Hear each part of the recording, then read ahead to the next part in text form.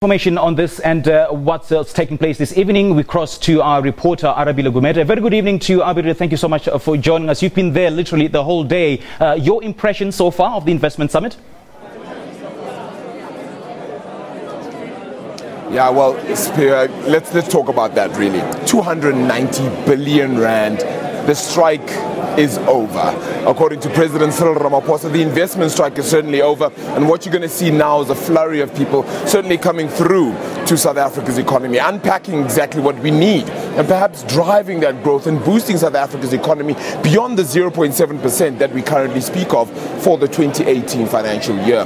Whether we continue to see those growth prospects, of course, is going to be a matter of commitment over the next 5 years at the very least. South Africa has the tenure to do so, and I certainly get the sense from what you can see here as an absolutely incredible vibe really, is that people want to make things happen for South Africa.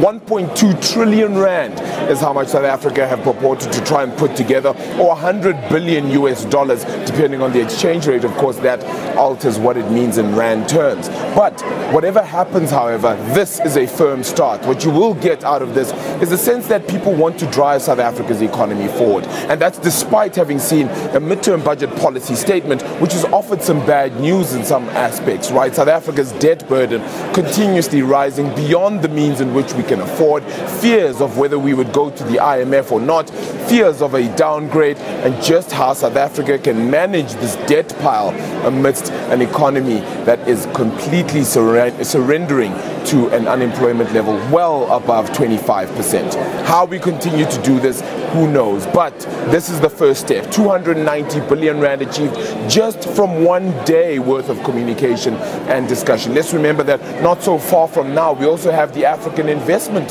Summit, which is scheduled to happen.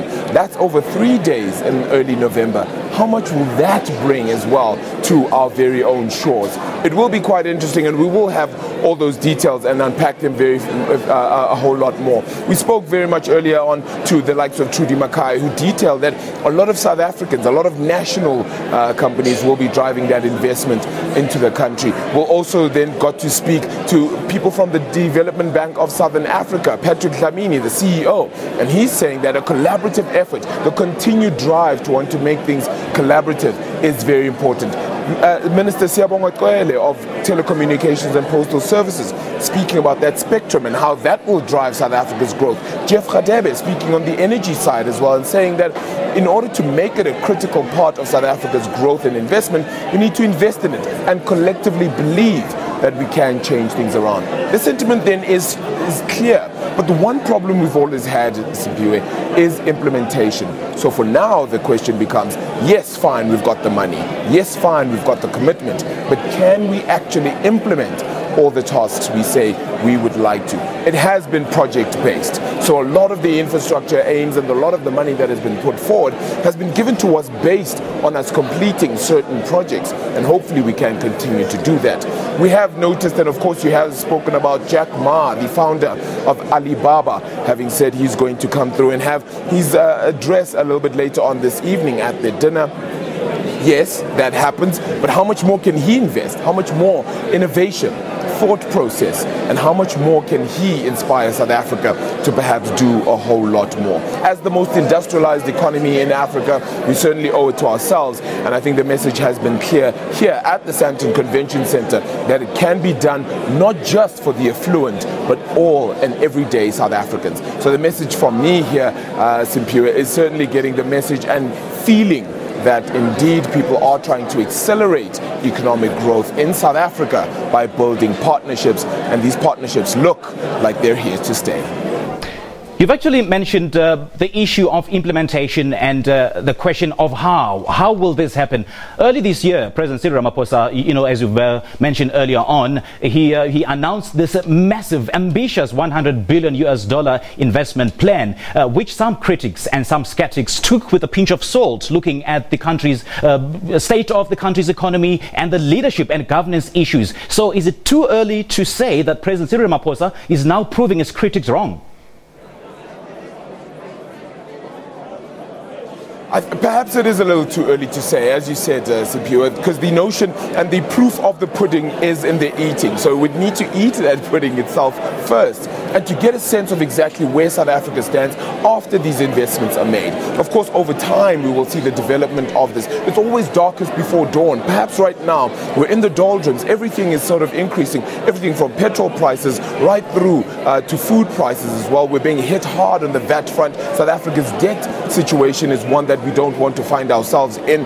At some point in 2021, we'll be paying more or the same amount in debt servicing costs as we would be on our own education.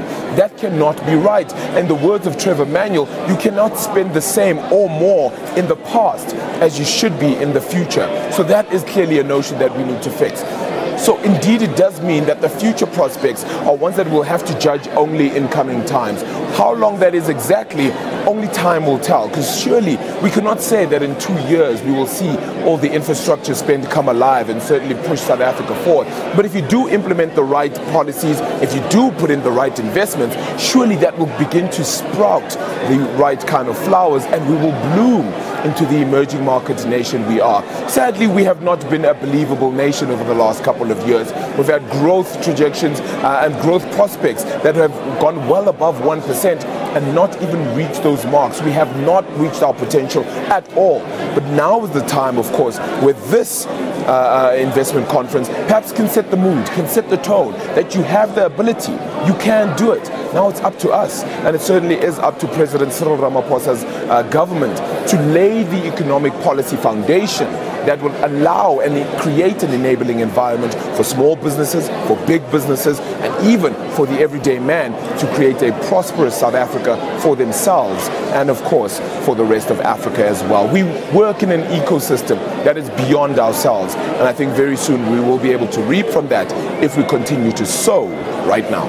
All right, Arabile, I'm going to let you go for now. Thank you so much for your time. That was business reporter Arabile Gumede in Sandton, wherein the investment summit is currently ongoing. And after the break,